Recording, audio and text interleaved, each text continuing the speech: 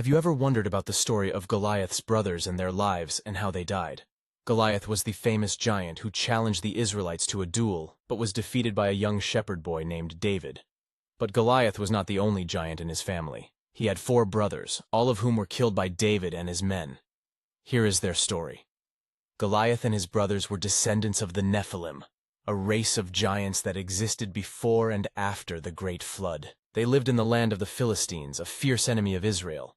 The Philistines worshipped a god called Dagon, who was half man and half fish.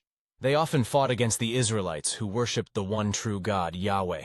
The first time we meet Goliath and his brothers is in 1 Samuel 17, when the Philistines and the Israelites were facing each other in the Valley of Elah. Goliath, who was about 9 feet tall, came out of the Philistine camp and taunted the Israelites, saying, "Choose a man for yourselves and let him come down to me. If he is able to fight with me and kill me, then we will be your servants.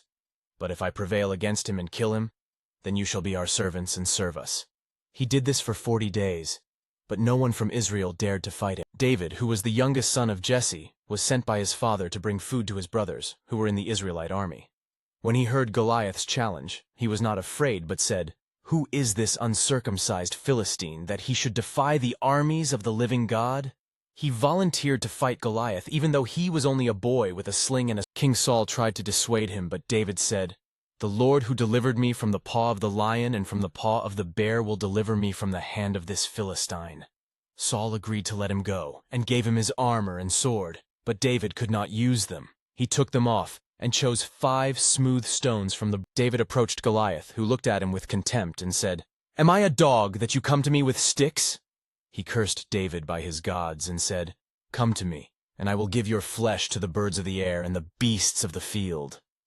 David replied, "You come to me with a sword and with a spear and with a javelin, but I come to you in the name of the Lord of hosts, the God of the armies of Israel, whom you... This day the Lord will deliver you into my hand, and I will strike you down and cut off your head.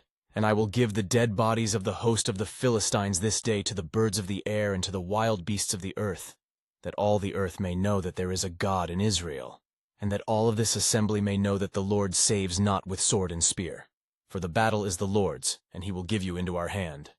As Goliath moved to attack, David ran toward him and slung a stone at his forehead. The stone sank into his skull, and he fell to the ground. David ran and stood over him, took his sword, and cut off his head. When the Philistines saw that their champion was dead, they fled. The Israelites pursued them and killed many of them.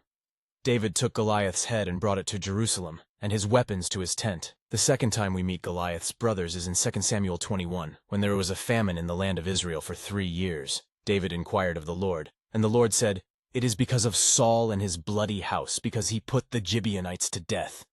The Gibeonites were a people who had made a covenant with Israel, but Saul had tried to exterminate them. David asked the Gibeonites what he could do to make atonement for them. They said, "We have no claim on silver or gold from Saul or his house, nor shall you put to death any man in Israel for us." David said, "What do you say that I shall do for you?" They said, "Let 7 of his sons be given to us, so that we may hang them before the Lord at Gibeah of Saul, the chosen of the Lord." David agreed and gave them 7 of Saul's descendants who were hanged. After this, the Philistines made war again with Israel, and David and his men went down to fight them. There they encountered 4 of Goliath's brothers, who were also giants. The first one was Ishbi-Benob, who had a spear that weighed 300 shekels of bronze, and who was armed with a new sword. He said he would kill David, but Abishai, the son of Zeruiah, came to his aid and struck him down. The second one was Saph, who was one of the descendants of the giants. He was killed by Sibbecai, the Hushathite. The third one was Lahmi, the brother of Goliath, who had a spear with a shaft like a weaver's beam. He was killed by Elhanan, the son of Jair.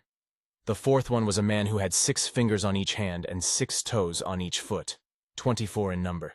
He also was descended from the giants. He defied Israel, but was killed by Jonathan, the son of Shimei, David's brother. These were the 4 sons of Rapha and Gath, and they fell by the hand of David and by the hand of his servants.